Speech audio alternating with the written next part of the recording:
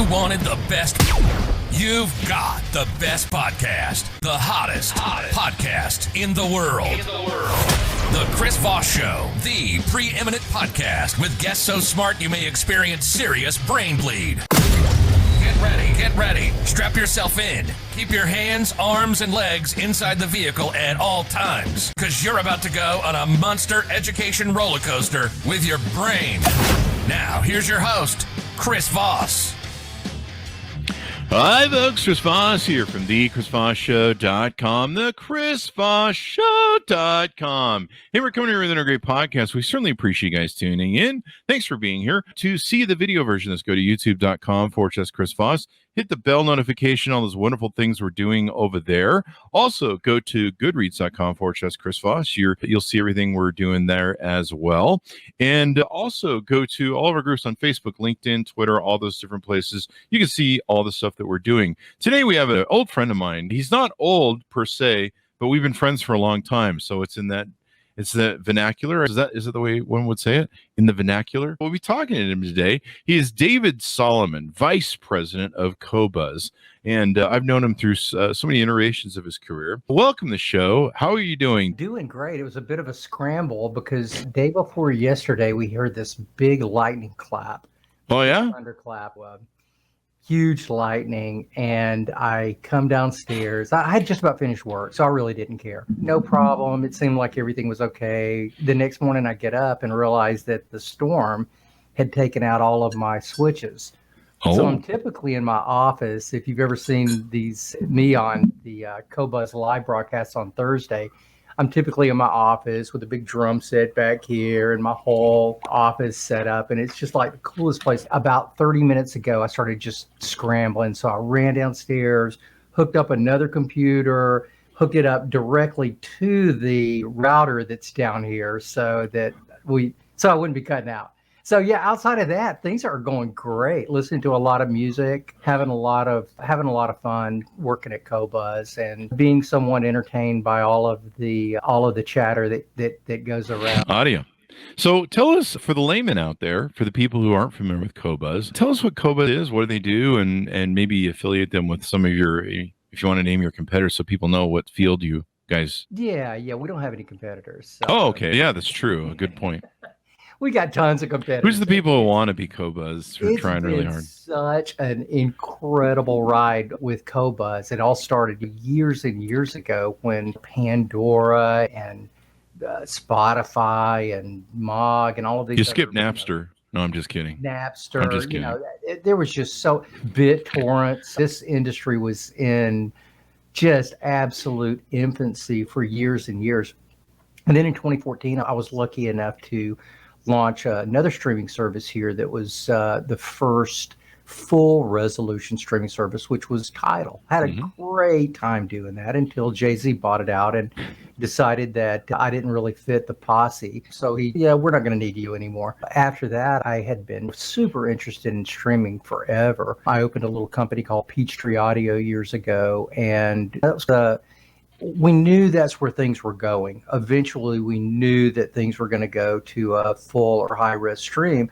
So we put like all of those eggs in that basket. So it's been a really cool career. Then I went to work for Qobuz, met those guys in Munich at the Munich show, which, by the way, if you ever get to go to an audio show in the world, Chris, that is like without a doubt by leaps and bounds the coolest audio show in the world.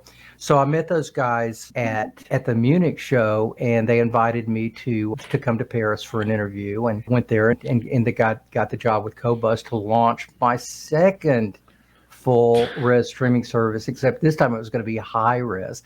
So now we've gone from Napster at, oh, Lord knows what bit rate those guys were going at. Definitely probably 192 max, maybe 256 kilobits per second max, all the way up to over 9,200 kilobits on Qobuz. So we do full bit perfect, full and high resolution, all the way from 1644 to 24192. We're the first guys that kind of gave up the whole MP3 thing. We're going, there's no reason for MP3, so why even talk about it. Why offer the service? There are so many services that are offered that are compressed that we're going, this isn't, I'm so proud of this decision. About, I guess it was like 2 years now, we made an announcement at the New York Audio Show that we were no longer going to be supporting MP3. So now it's literally 1644 all the way up to 192. And it's, if you understand digital at all, it's all bit perfect. So it's exactly the ones and zeros that the studios deliver to us. Those are the same kind of, that's the same kind of performance that we deliver to the general public, which for someone like me, for somebody like you, Chris, it's, you open up a program and all of a sudden you've got 70 million tunes and CD up to high res.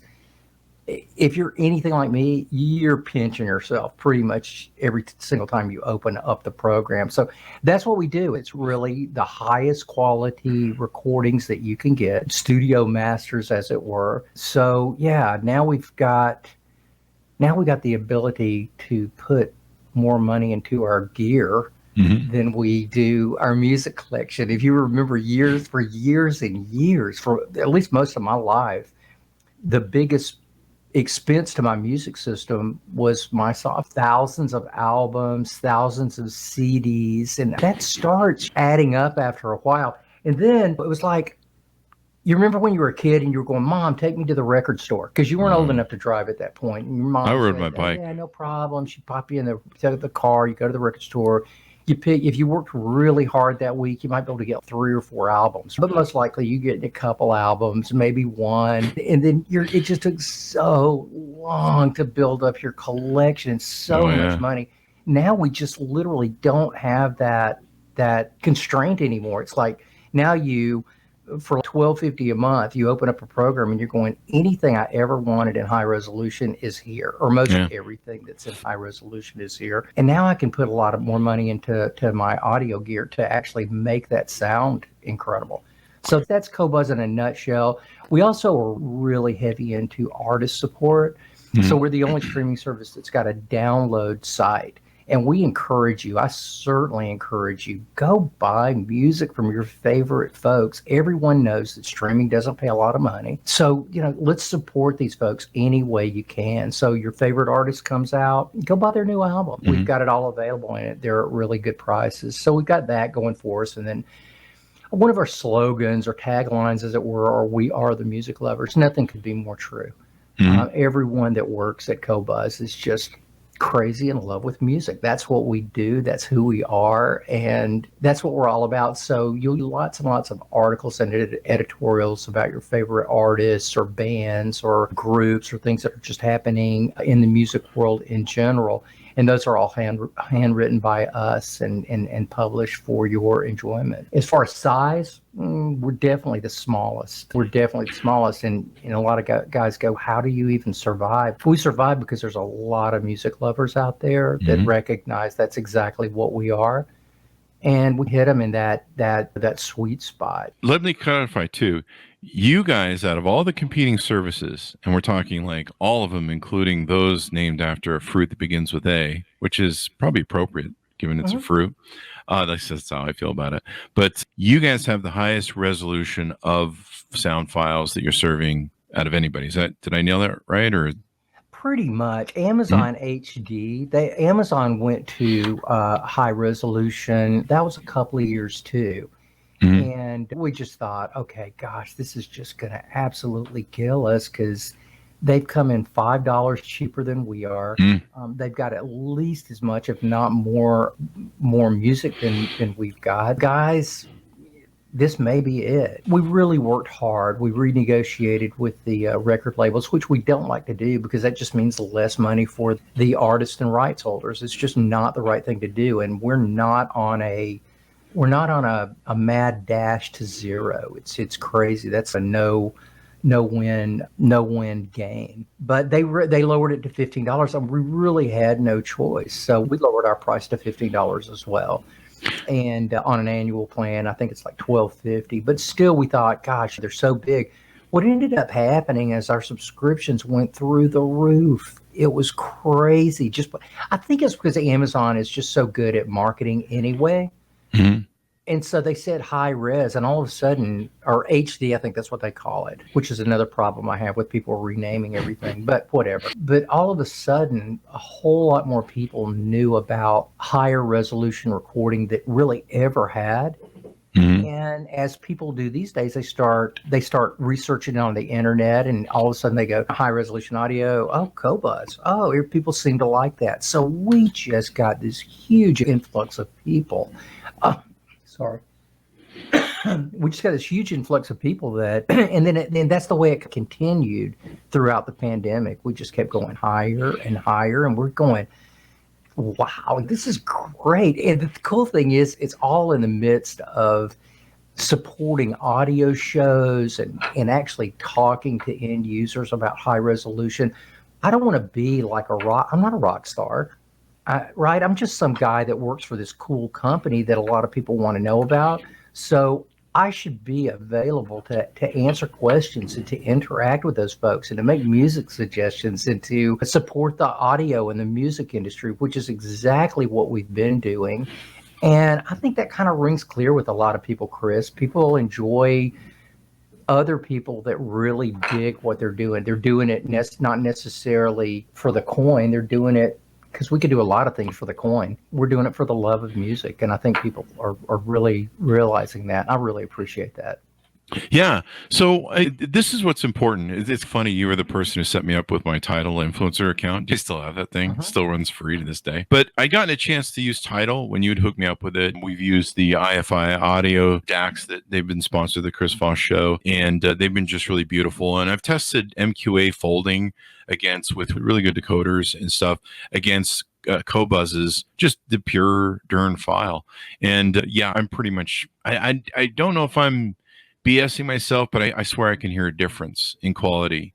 I don't know. There's definitely a difference, good or bad. There are a lot of people that will, which I don't really understand this mentality, but there are people that will literally fight you to win their point of about Qobuz or MQA or Apple or Amazon or whatnot. And look, guys, as long as you're on one of those services, God bless you. They're all really good.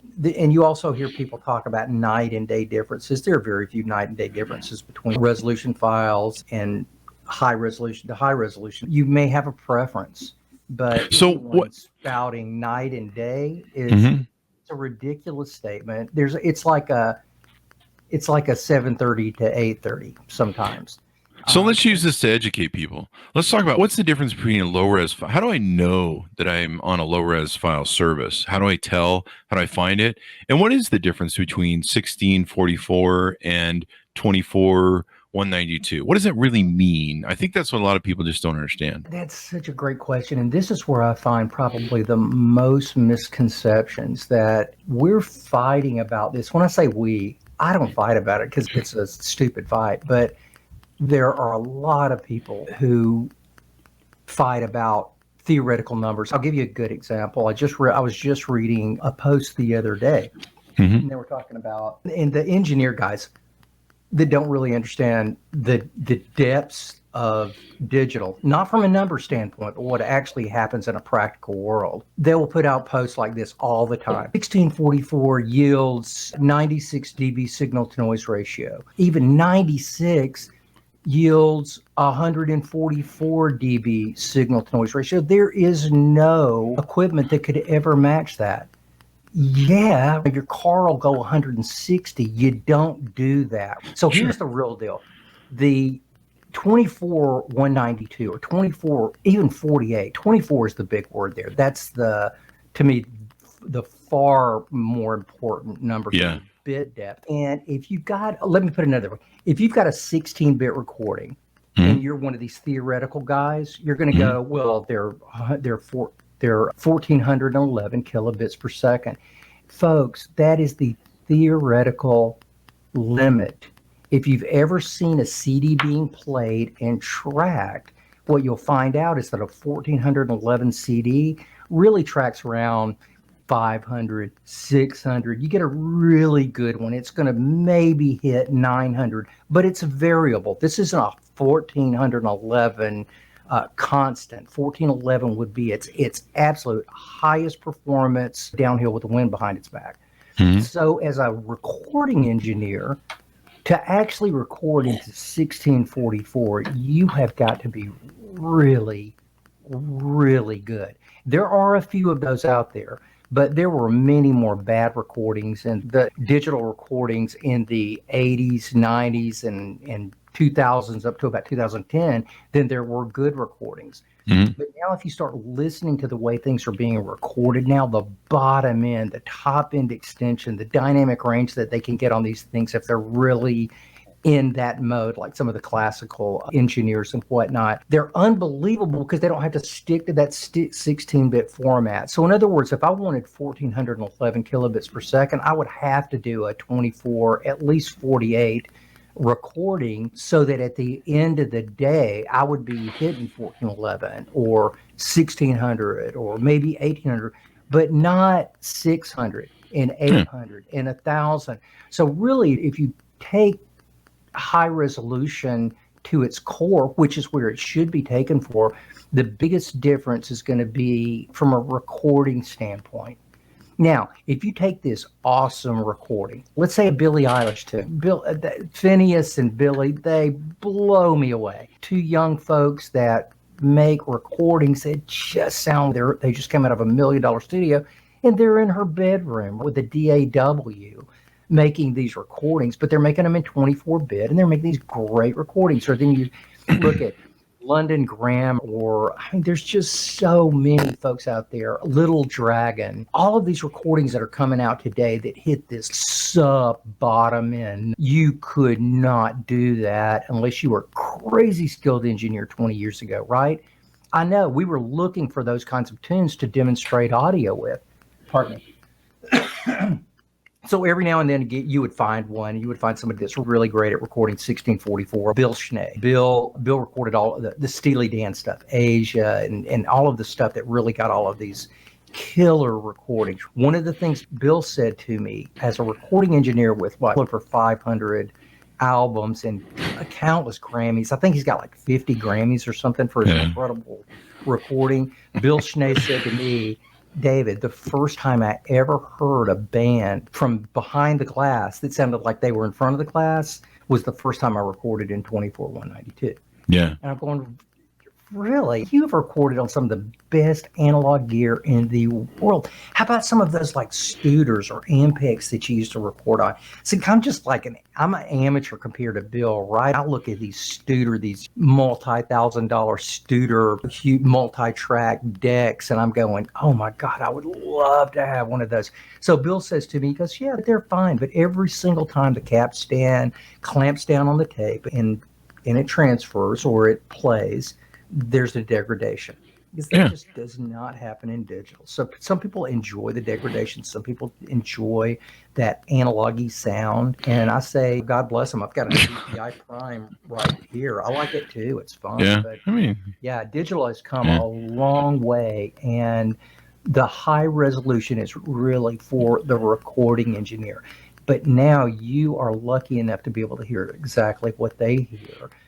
With one of these albums. If that's not important to you and you're more of a casual listener, my wife is a total casual listener, right? Mm-hmm. High res is not necessary. You could just go to Spotify and you'd probably be happy. But if you're looking for that last inch degree of resolution that the engineers have recorded on the session, then we're a great place to get. Let's educate some people some more here. The bits are important because that's the bits of data that are being sent forth with the quality of music. And so 16 bits is 16 bits, but 24 is, well, more. It's not quite double, but it's more. So you're getting more bits, more quality of sounds being fed to you, if I understand that correctly. In fact, a funny story, I don't know if I told this to you, Bill, we were honored to have him on the show thanks to you. He comes on the show, and I'm like so happy to talk about Steely Dan, my second favorite band in the world next to Metallica.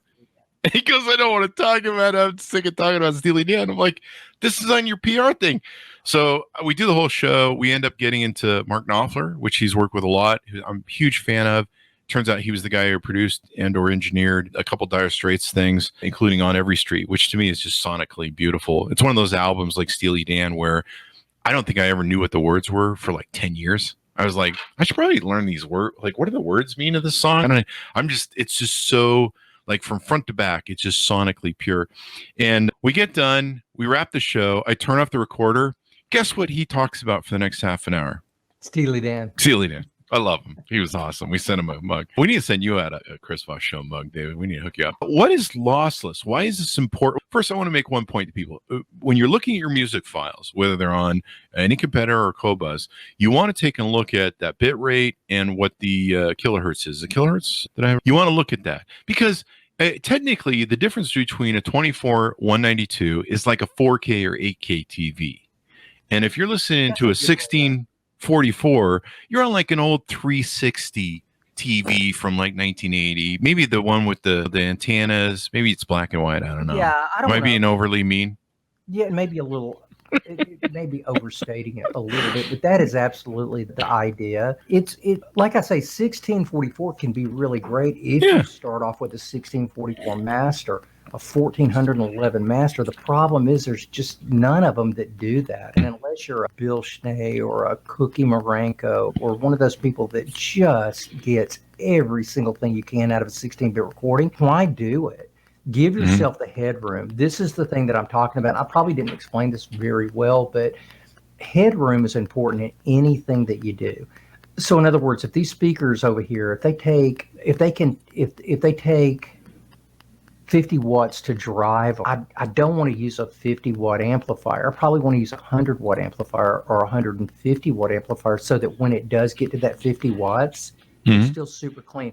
It's exactly the same in recording. If you're a recording engineer and you're having to peak up to 16-bit, that's a peak. You're recording this down here, right? Nothing can peak above 16 or it's going to digital clip, and you sure don't want to hear that. That's a horrible sound. So everything is somewhere under the mark, right? Up under that mark. But when you go to 24-bit, now the mark goes up here. So you don't necessarily record louder, but you've got more of a range that you can deal with. As a recording engineer, you've got more headroom.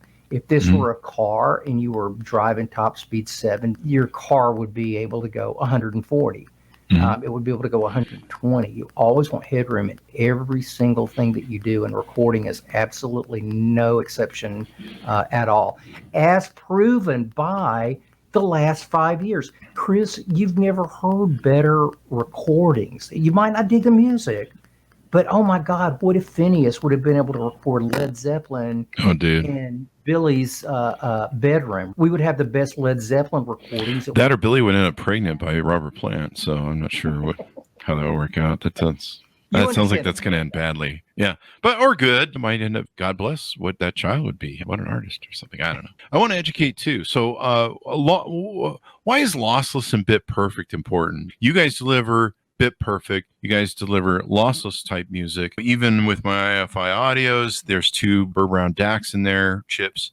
And then it makes sure that passes through, including with my Roon. Why is that important? Why should I? Once again, if you're a music lover and you want that detail, you probably don't want lossy music. Lossless is exactly what it says. There is no loss. It's minus of loss. It's exactly what was delivered from the studio. Now you can take lossless and make it lossy, right? Bluetooth. You take a Qobuz signal that's say 1644 or 2448 or 24192, you run it through Bluetooth, and I don't care what anybody tells you about LDAC or the new Bluetooth or whatever. Bluetooth is capped at about 500 kilobits per second. That, if you remember our discussion before, CD is 1411. So while Bluetooth sounds darn decent and a whole lot better than FM back in my day, it's not even close to full resolution files, much less high resolution files. So you're just dealing with less information. And if you go to really what that means, maybe in a little different way, Chris, high resolution is nothing more than millions and millions of tiny details. That's what it is. Now, when you put all those millions of tiny details together, all of a sudden, the music just starts sounding better because it is so much more detailed in every single way. Yeah, if you're that kind of person that wants unaltered sound, you want to hear what the recording engineer sounded. You want to get to as close. Yeah, you want to be on the board. I do. So here's the math, David. You guys charge about as much as everyone else charges. Relatively, okay, let's call it within $1 or $2. I don't know what it is because I haven't sat down and figured it out. But if you're going to pay for something, like if I pay for something, I want the best. I want the highest quality. I don't want low quality because then I'm not getting the best. And that's why I've shopped around, of course, and tried to get the best quality. And I look at, I go on the competitors that you guys have. They're not really competitors because they don't match your guys' delivery, as we mentioned. I look at the resolution. Okay, what's the bit? What's the kilohertz? What sort of files? Is it coming through me through the delivery system? Because a lot of people don't understand, even if you have high resolution on your computer, if you don't have your drivers set up and you're plugging in and stuff, there's stuff that can get, you've got to have a pure throughput from front to back. I've been reading recently that some people's phones, you got to set them up. I know I have to set up Androids to be able to get that pureness. But if you're going to pay for it, if you're paying about the same price for all these different services that are out there, why not get the best? That's what I think. Maybe I'm just a jerk that way. Like you and I, it's just a super easy choice, and thousands of people are making that choice. And what you and I call the best would be the best experience, the best sound quality. But I don't want to take away from any of the other services because they've all got their little spot. If you're more into features than you are the actual in sound quality, I got to tell you, Spotify does a fantastic job. Does it sound as good? No, it doesn't. But they've got all these cool features. And if you're into that kind of thing, some people would argue, rightfully according to them, that Spotify would be the best choice. If you're into the spatial thing, which I'm not at all, I've listened to it my whole life and wanted to love it, but I just don't. But if you do, and you want to use your little AirPod Pros or the big new headphones that they've got, Apple's got this head tracking thing and things come at you from different angles. So if you're into that kind of thing, man, I'm telling you, you will fight people because you think it sounds good. The only problem is you're still running on Bluetooth, which means you're lossy. You're losing data. And there's nothing purer than a cord. And that's why we're running a cord right here. No question about it. However, if you're more into the swirliness than the actual sound quality and what the engineer and artist had in mind, then you may like that. I remember my very first system was a quad system. That's how old I am. Yeah, you and me, man. Yeah, 1800 LP quad. Sansui quad amplifier and 4 Sansui speakers, and stuff was coming at me from every angle. I had no idea what I was doing, but hey, I was having a good time listening to unfocused music. I just didn't know what I was doing, but I enjoyed it when I had it. And then all of a sudden I went over to a buddy of mine's house who had an old Macintosh amplifier and a couple of huge Bozak speakers. This was like a throwback system. And he said, "Young man, let me show you what this stuff is really supposed to sound like." Yeah, I was young back then. I was like, I don't know, 18. And so I sat down and he put me on a classical piece. I'm not a classical listener at 18. I wanted to listen to Rush but he puts his classical piece on and I'm going, "Oh my God, that is the most beautiful thing I have ever heard in my entire life." And then he said, "Do you see how the flute section sounds like it's 2 rows back and they're going all across the soundstage?" And I'm going, "Yeah, I do see that." He's going, "Well, do you hear the timpanis and you can tell they're another 15 feet back?" And I'm listening, I'm going, "Yes, I do." And he says, "So now just the solo violinist is going to come out in just a second. He's going to be dead center in front of everybody else." And so I started listening to this thing. It's the most real thing that I've ever heard in my life. I immediately became hooked and tried to learn every single thing that I could about electronics and speakers and placement. My dad and I built a couple of amps and a couple of preamps so I could kind of understand what's going on inside of this stuff. And it just became a real love of mine. But my particular love was trying to reproduce or recreate a performance, and I realized that could never be done in quad. Not unless you're doing something like Pink Floyd or something where you're things aren't real. So much stuff isn't real. You're going, okay, I dig that. But like when it comes to like real music, give me a good 2-channel system any day. And that's this is a discussion we were having online. Some people that like the new spatial announcements, and they were claiming that there's multi-tracks. They're taking those multi-tracks and putting them through the spatial, and that puts them everywhere. And you were correcting people and saying, no, when it comes to you guys, it's 2 tracks. When it comes to everybody, it's 2 tracks from the studio. There's not. Yeah, like on my drums upstairs, I've got, let's see, 1, 2, 3, 4, 5, 6, 7 mics. That would be what your friend would be. Yeah. There's a board, and you've got all the levers there. But in the end, when it's put on the tape, it's a 2-channel recording. Yeah. They take all of we take all of those microphones. We just get the levels right, and the sound. We want this SM57 on a snare. You want that thing sharp and tight and quick. But the big SM on the bass drum, it's for bottom. So you want to make everything sound the same. So your friend that was talking about, people have been making multi-track recordings for years. This whole Apple thing is perfectly logical. I'm going, dude, you're getting multi-channel and multi-track mixed up. Multi-track for 60 years, 70 years now. Yeah, even the Beatles at least had a 4-track going on. I think some of it was in mono actually originally. A lot of people don't even understand how the whole concept of recording music works, and unless you've sat down with a board or understood a board, you don't really get it. There were some comparisons to spatial being like a movie theater, where it's that same quadrophenia effect that you were having, where you're in a theater and it's being pumped through different sounds and it's coming in through different angles. But a lot of that's an EQ sort of manipulation. If I have headphones, if I'm in a movie theater, that's a little bit different because it's a large space and there's going to be bouncing off and everything. But if I have headphones or earphones, there's only 2 speakers in here. If you give me spatial, there's not like 50 speakers inside of here that it's going to be utilizing. It's just screwing with the sound, really, when it comes down to it, like an EQ. Am I wrong? I think some headphones have got multi-drivers in them, but mostly right. It's done mostly with DSP, digital signal processing. Yeah. So you're screwing with it. So you're manipulating the sound. You're taking the original pure. Of course, a lot of these services that we're talking about with spatial, I think there's just one right now. They're not even delivering at the highest rate of audio, and not even the Bluetooth devices that they're selling will deliver at the highest rate of audio. In fact, they tell you that. But that's not what they're going for. Apple is counting that, and they're right. They're absolutely right. They're counting on people being more impressed with the frills than the real thing.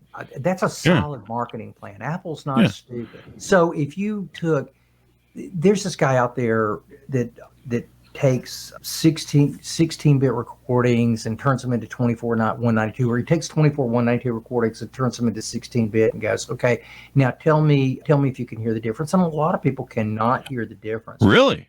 Once it's recorded, which is the most important thing, and you drop it down a little bit, most people aren't going to be able to tell. My contention is, why would you even do that? 1644, honestly, is not even a real format anymore. Yeah. What does 1644 go on to? Why is it even discussed anymore? Because it's not as good as 24. It's old technology. It's old technology because you had to fit. That's all. A 24-bit file at 44.1 would not fit onto a disc. So they had to go, okay, what are we going to do? We're going to take it down to 16-bit, which, to your point, is like a little like a color printer, right? In fact, the numbers line up about the same. Like a 16-bit recording will give you 65,536 different voltages that ones or zeros can line up along the wavelength, right? Once you go to a 4K or a better printer, right, you start dealing with millions of colors. That's the kind of thing the same kind of thing. You're dealing like with a 24-bit recording, instead of 65,536 different places, you're dealing with over 1 million places that you can place the value on the wavelength. And I don't want to forget to mention this. One of the things I love about the Qobuz app is I can download the music for offline listening, which is really awesome because then I don't have to pay the data fees when I go on a drive or I go traveling or something. They're on my phone and they're at the highest bit possible if I tell the settings to do that. So I love that. Yeah, that's what I do too. I don't record anything over 2496 on a cell phone. You can choose what you record, what flavor you record in. And the reason I don't go any over 2496 is because nothing will play it. Oh, really? I go, look, let's just stop it at 2496 because nothing will play it anyway. Mm-hmm. And let me be like super frank with you. If you're like in a car environment or a plane environment, you're not hearing high res anyway. There's just too much noise around to do it. But I'm a dweeb when it comes to the files that I listen to. So if it's available in a high res format, I'm gonna download it in a high res format. I think they're available in 1644. I'll download it in 1644. I think there was some sort of new app or some sort of new driver that was coming out that could give Androids the jack up when it comes out of the thing. I don't know. I'll have to look into that. We were just having a meeting about this day before yesterday, a company-wide meeting. And I think the latest thing is that there's a new one coming out that'll do 2496, and they're really working on trying to get it to go higher than that.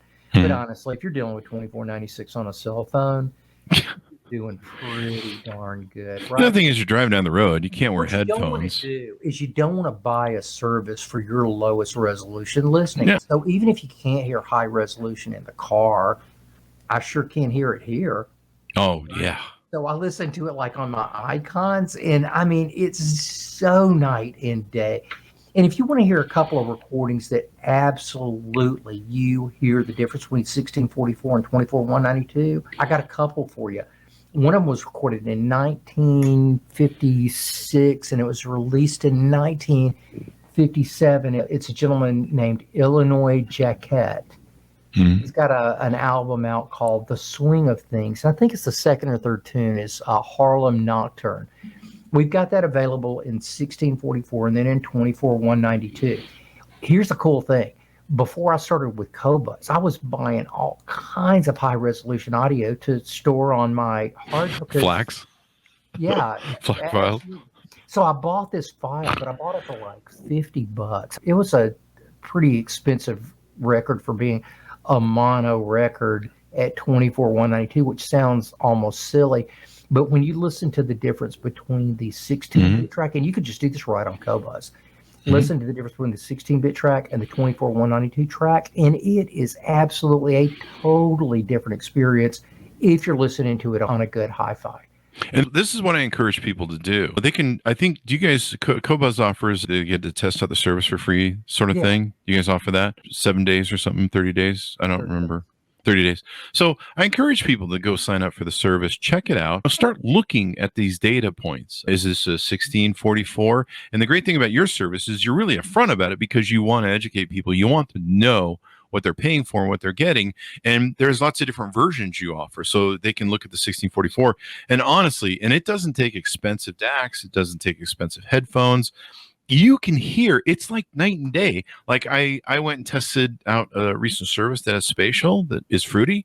I'll say that. I was listening to their file of some Steely Dan, and usually one of the favorite files that I tested, I took this from a speaker testing review blog, and they love the file, the Steely Dan album. Oh, man, I just went right out my way. Asia is, of course, a great recording. Probably Gaucho or Asia. Those are the Gaucho Asia are great recordings, but one of the most sonic, beautiful recordings that they did. I hate to throw Bill under the bus here, but it was just a timely thing. The Jack of Speed. There's a Jack of Speed. It's off of the album that Steely Dan, Jack of Speed. If you get a chance to listen to Jack of Speed, it's just sonically beautiful from Steely Dan. And I actually use that when I do a lot of my testing because these guys said them a lot. Jack of Speed off of Two Against Nature. You hit it. Yeah. That is the album I was actually talking about. Yeah. We were talking about another one too, the Illinois Jacquet. But the one that you just mentioned, oh, you can't see that. Yeah, you can't see that. It's Two Against Nature. The tune I like to Jack of Speed is great. The one that I use for that particular demo, if you want to hear what you can buy in 1644 and then what you can get in high res, I think it's 2496, is Janie Runaway. Janie Runaway? Yeah, so if you listen to those two side by side, you will not have to ask why we do high resolution. But I do want to say, record companies, they're all about making money. Oh, yeah. And I don't want to overstate high resolution that shouldn't be overstated.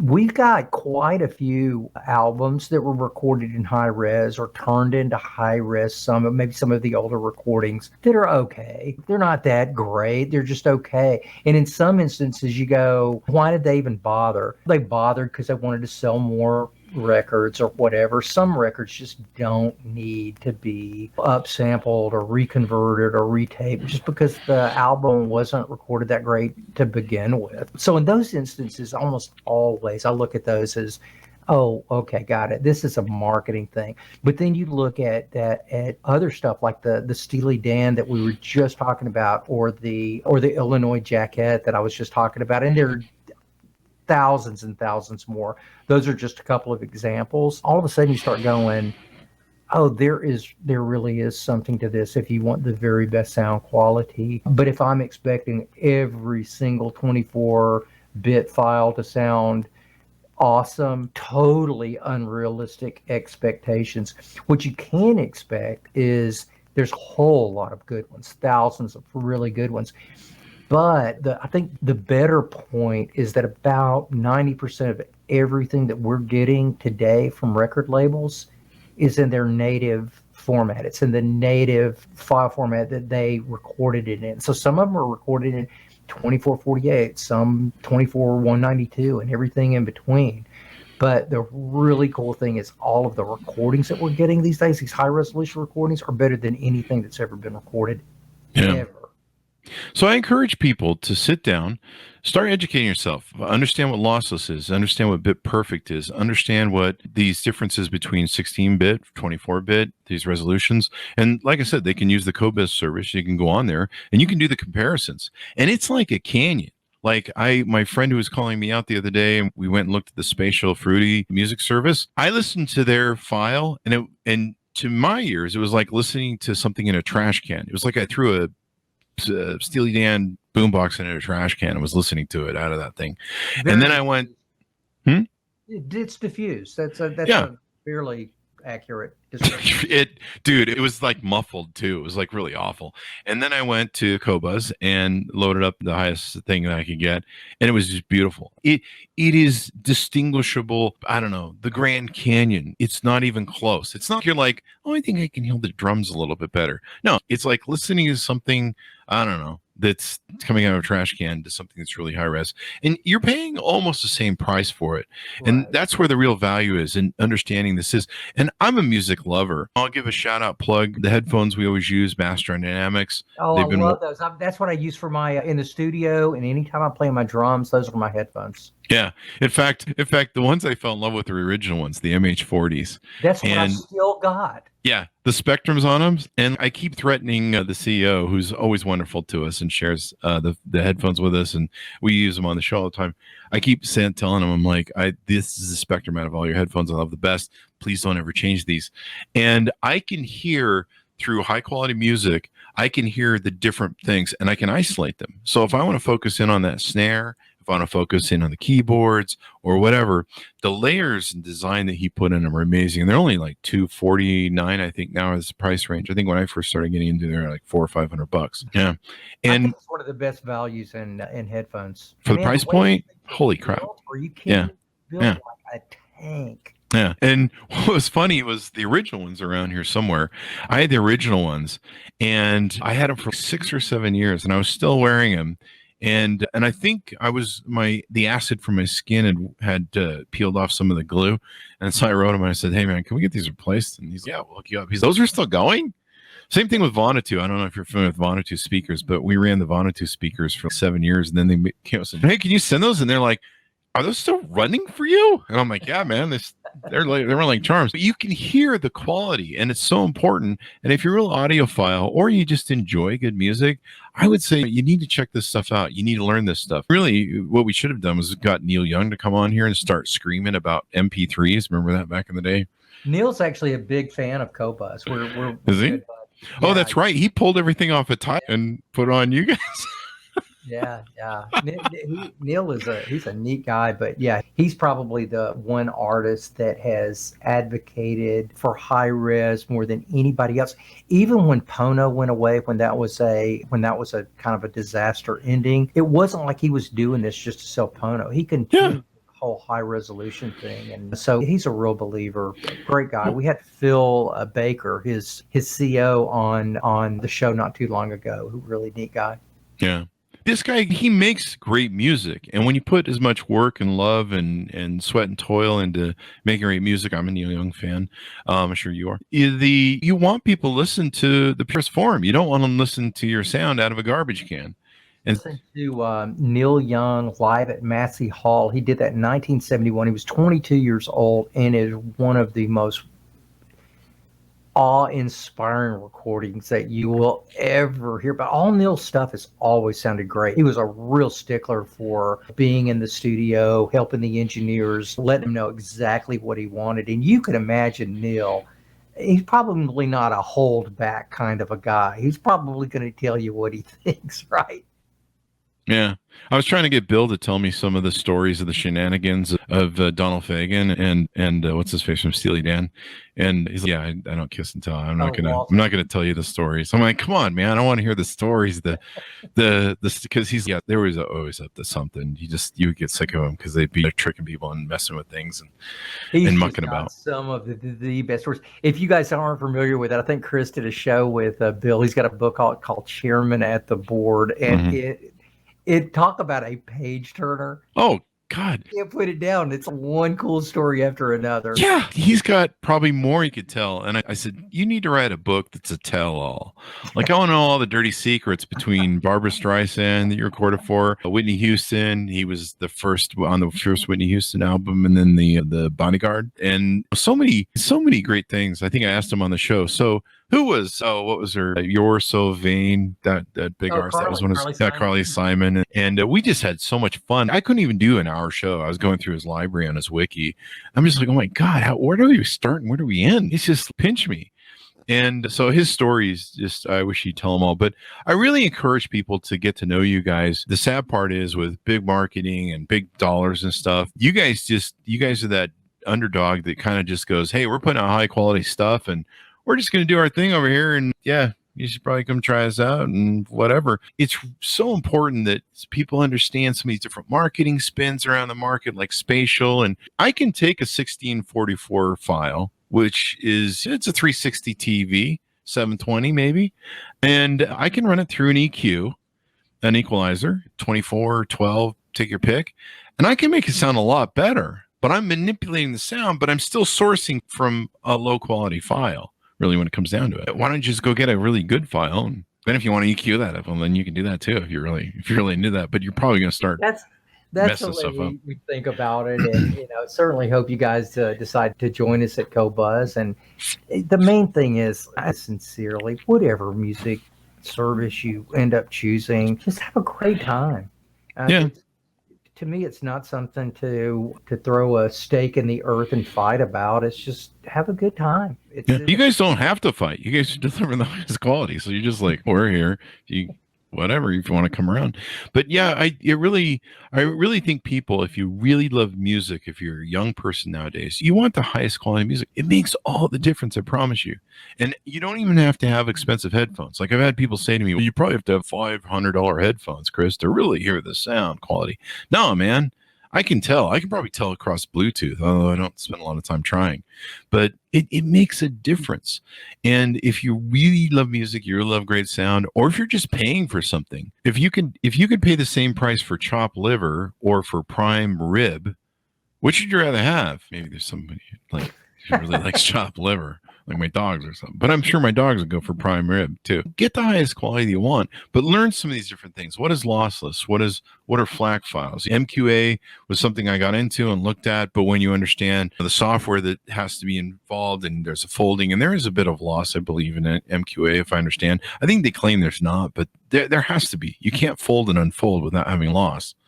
I mean, or I don't know. You kind of can. And FLAC is folding and unfolding without loss. But MQA, they've got a little different process. Bob's a brilliant guy. It's not really my thing, but it's another thing to have to choose between. Really swear by it, but Yeah. yeah.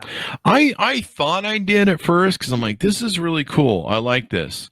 And so I started really comparing your guys' thing. One thing I want to give a shout out to, and I think they've been on your show, is Rune Labs. And Rune's been on your show talking about their stuff. We want to get Sonos in after this too, by the way, because you guys have an edge that no one has with them. But with Rune Labs, you can load up the title and you can load up Qobuz. You can see the differences. And if you've got a good MQA decoder, you can get some from IFI Audio. I'll plug them again. But you want a good decoder. There's two different types. There's a decoder, I think, and there's something else. I have two ones, and they do two different things. One does only unfolds two parts of the three. Yeah. And one does all three. But you can go in and you can compare these files side by side. And the beautiful thing about Rune Labs and the Rune system is it makes sure that you have the drivers. The IFI will make sure you have the drivers so that you're getting that bit perfect thing all through your system. It's going to come out the other side. And of course, you want to go into your sound settings and the thing. But let's talk about Sonos, because Sonos has got a thing with you guys that's really unique. And a lot of my tech friends, they love Sonos. I'm a big fan about Blue Sound, but Sonos is also good. We've reviewed them on the Chris Voss Show. Yeah, I like them. I've got them both. I've got a Node in my studio right next to my drums, and then I've got I think like 7 zones of Sonos because I've been dealing with Sonos. They were the first. So in my kitchen with the speakers way up, and my bathroom, and different places like that on my back porch. Got a lot of Sonos around. When I want to step up, I start going with Blue Sound, or I've got a Pi in here that's really cool and something that you are going to absolutely love. I just got this in. I haven't even had a chance to hook it up, but this company is just incredibly cool. They're called Hi-Fi Rose. Have you seen those? It's kind of dinging a bell, but I'm not really sure. Really cool stuff. It's like an amplifier, integrated amplifier with a streamer built in. But the streamer screen is like almost as long and wide as the whole unit, and it's all touch screen. So I'm really looking forward to whipping that out. I got a couple Martin Logan Motion 40s upstairs that I'm gonna hook that up to. So you just got like this whole all-in-one system, right? It's all you need to repair a pair of speakers. I'm looking forward to trying that out. So what's the deal with you guys and Sonos that makes it so special? The thing about Sonos is we're the first people to offer high resolution on Sonos up to 2448, and it just makes it sound better. Here's the deal with most Sonos users, like 95% of them, they're all dealing with MP3. Almost everybody on Sonos is listening to 320 kilobits and below. And they're buying these expensive speakers. Well, kind of, except they don't even know that their system, Sonos has always been able to do 1644. Yeah. So when I was a kid, when I was starting with Sonos, I would burn all my CDs into a hard drive and then play them back through Sonos 1644 as opposed to compress them like so many of the other services are. But that's a terrific little setup if you're not interested in super high res stuff. But your Sonos stuff, if it's Series 2, what do they call it? It's not Series 2. That's Sonos? Yeah. I'm not sure. Variation. I can't remember. I haven't gotten their newest ones yet. I think we got one last year. 2448. So yeah. We're offering the best sound on Sonos that Sonos can possibly deliver. And so here's the sales pitch. If you really want to enjoy your Sonos speakers, you've got to have Qobuz. Yeah, unless you're dealing with some of their lower end speakers, then it just honestly. Dolby Atmos. And that's one thing that Sonos added. In fact, I've got to make contact with them to get another unit. I think we got a review unit out of them about a year or so ago, right before the coronavirus. Is Dolby Atmos, that's another thing that's been running around with the spatial conversation. How really good of that is, I have it on my computer. It's noticeable if I use it with like games that run Dolby Atmos. But you gotta have it. Yeah, to me, it is still a bit of an equalization. Am I wrong, or where am I? No, it's not equalization. It's literally sounds recorded from on there. Like Atmos, they literally record things back here that are back there. Okay. That all comes from the Foley experience. You know about Foley Studios, right? No. Like nothing in movies is real. Nothing. If you hear Really? if you hear a car door slam, it is not. Oh, that you're car talking. door Yeah, slam. okay. If Those are you the hear guys someone that they walking make the across sounds and gravel, they're yeah. not walking across gravel. Someone Yeah. else is there. So Yeah. movies are totally different and not real time performance like music. So for movies, for games, for things like that, man, God, the Atmos thing is like way cool. But in music, if you throw a pair of bongos over my right ear, I'm going to throw something at you. That's not where the bongos belong. They belong in front of me. I Yeah. want to be up close and personal with the performance, but I don't want to be in the middle of the band. That's not realistic. It's crazy. And that's the way, from my experience, that's the way about 90% of the stuff is mixed. The engineers don't have any clue how to really mix this. It's mixed terribly. And nothing really, to me, sounds real. Not music-wise. That's totally different than if I'm watching some kind of an action adventure and I've got helicopters flying over my head and bullets whizzing past my shoulders. It's a different thing. It's great for movies and gaming, but it's not the purity of sound for music It's because not that's not the my way music thing. was recorded. It's not my thing, but just like quad, Yeah. it's gonna take a whole lot of people, and they'll go, "Hey, wow, I really dig this." Hey, what would happen, Chris, is if all of a sudden they started mixing music correctly with Dolby Atmos? No telling what's going to happen in the future. If it were me doing the mixing, I would be going more for an ambience rather than direct sounds. So, if you're listening to an orchestra, let's say you're in a room, there's all kinds of reflections that are happening behind you. So if you could capture those reflections and that decay of those reflections the same way the room does, and it's actually in high resolution, who knows? Maybe that's going to sound incredible. I understand Steve Wilson is doing some stuff that sounds pretty good. I'm really interested in hearing it because I haven't heard any of his stuff, but I'm a huge fan. So, there's no telling where it's going to go in the future. I'm sure it's going to get better. Isn't the problem, though, it's got to be recorded for Dolby Atmos decoding. Steely Dan didn't record in Dolby Atmos. Nope. Right? So what am I getting if I'm listening to Steely Dan through? Yeah. Now, what will it do? It will make it sound swirly, and you'll get some stuff back here. Another thing it'll do is defocus your center, right? So if Donald Fagen is singing just right of stage, and that's where they've got him panned, that's exactly what it's going to sound like. And he is there, and it should be an absolute pinpoint where it is. You should be able to point at this guy, as opposed to now you've got all of this swirly stuff, and now Donald Fagen doesn't really sound like it's coming from here. It sounds like it's coming from here. Well, my mouth isn't that big. My mouth is that big, and that's the way I want to hear it. There was something I listened to the other day, and I never ever heard it before. And this is the thing I've loved about how all these different companies you've introduced me to over the years and higher quality is just more and more I hear sound that I've never heard before. Yeah, it's just beautiful. And I've listened to tracks like Steely Dan and Rush. I probably listened to them 10 billion times.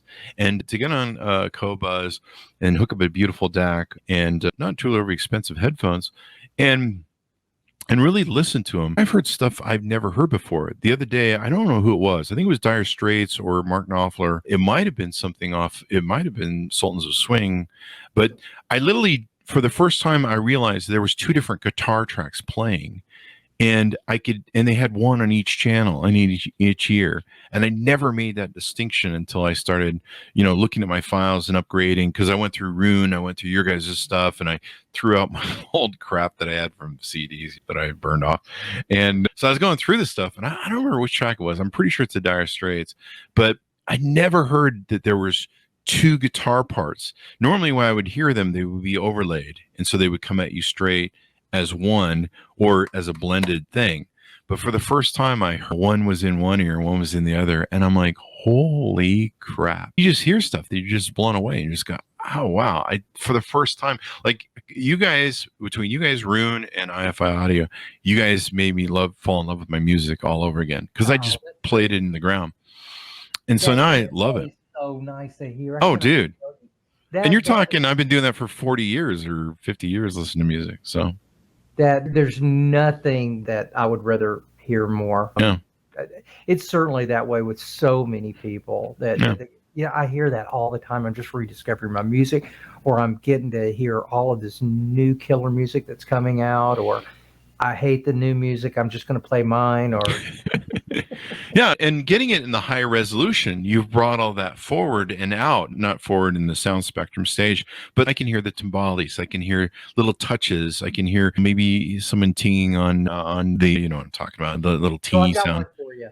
You'll have to do this one at some point when you have a chance. But Dan Macta and myself, he's our managing director and just all around great guy, super music lover. We sat down, we were at a store before the pandemic, and I'm going, I just want you to hear something. We sat down, and it was about $100,000 system. I won't even tell you what it was. We sat down, and I put on the Low Spark of High Heel Boys track. Oh, yeah. And we were sitting there. It's the first time either one of us heard that particular album on Qobuz through a system like this. And we were going, I didn't even know that was there. I've never heard that, whatever that thing was before. Maybe it's a harmonic or something, but it's like I'd never heard that thing before. And we were just so we sit down in the middle of the showroom. It wasn't in the middle of the showroom. It was in a room. But we sort of occupied the room for the next hour and a half, just sitting down, listening to stuff on this album that we had never really heard before. Yeah, it's you guys have just taken my music and just brought it forward. And of course, for a lot of years, I just had the old crap files. The first thing I did was I had the CDs, and a lot of people don't realize when the albums first came out, they'd have to EQ and manipulate the albums to get the sound onto the wax platters. Every album. Yeah. And they literally took that same spectrum when CDs first came out, and they marketed them like, hey, this will be much better and higher. I don't remember if they marketed them as higher resolution, but they were like, it's better. There's more data that can go on them. But they literally just took, for the first run for, 10, 12 years, they literally just took those messed up EQ files that they had saved off the LPs or jacked down for the LP and just threw them on the CD. And then eventually they had to come out with the remasters and stuff. But learning about all this stuff is really important because it is like night and day. Some of our friends that I've been talking to online, I'm going to be taking my laptop up with them with my Qobuz and my DAC and my not overly expensive headphones. And it's going to be like night and day. Like night and day between the two, because I can hear it. Wait to hear the report. Yeah, and I have tinnitus.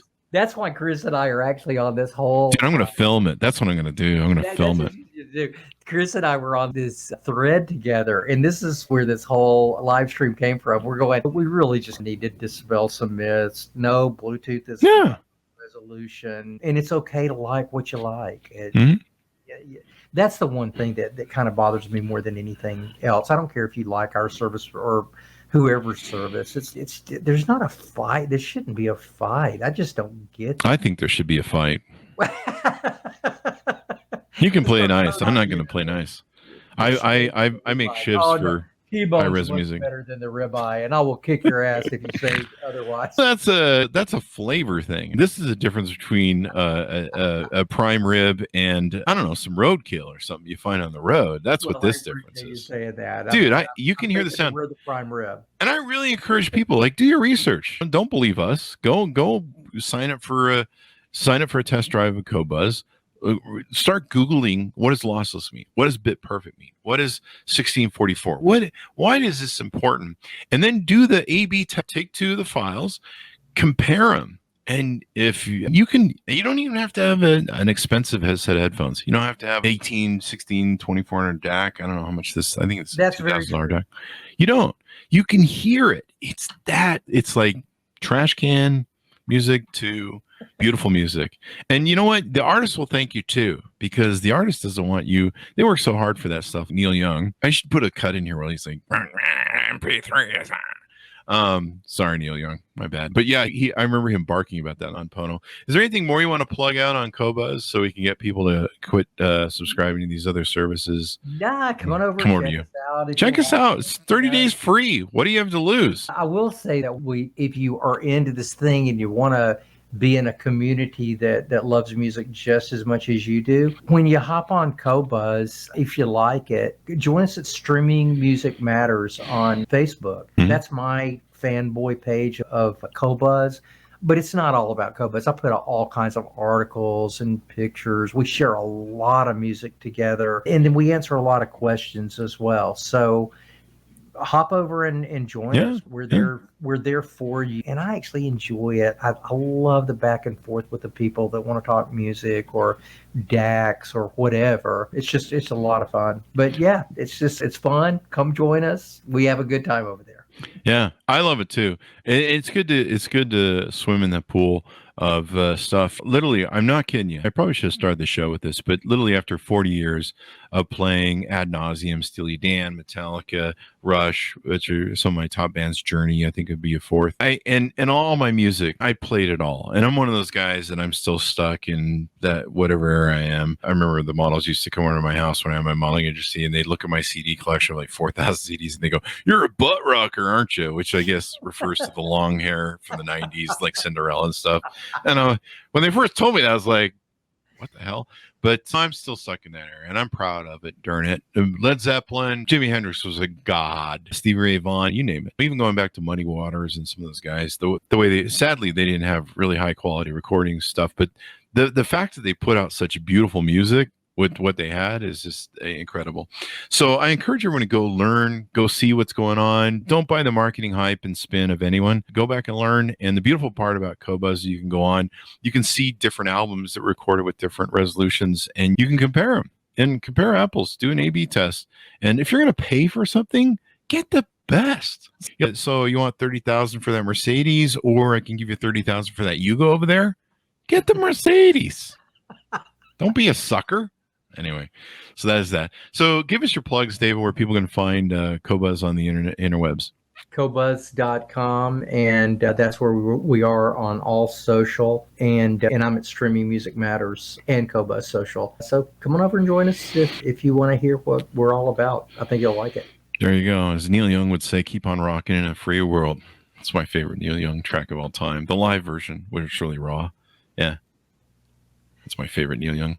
Anyway, thanks so much for tuning in. We've seen a lot of people on LinkedIn saying hello. So be sure to check them out, guys. I love Qobuz. They're just wonderful. They have all the great stuff, too, that all the other services have, where they serve you playlists and different things. You like soul music or blues. They got all that stuff there. So check them out, and then join David's Facebook group. You can ask questions, learn stuff, enjoy your music and all that good stuff. Go to youtube.com/Chris Voss. You can follow us over there. Go to all the groups we have on LinkedIn, Facebook, Twitter, Instagram. There's so many different groups and companies and it's crap we do over there. It's crazy. Also go to goodreads.com/Chris Voss. Thanks to my great friend, David, for coming on the show today. We certainly appreciate you, David. Thank you very much. It's been a pleasure. Thanks for having me, Chris. There you go. Thanks, guys. Check it out. There'll be a link on the Chris Voss Show, so you can click to sign up for Qobuz and check him out, all that good stuff. Thanks for tuning in, and we'll see you guys next time.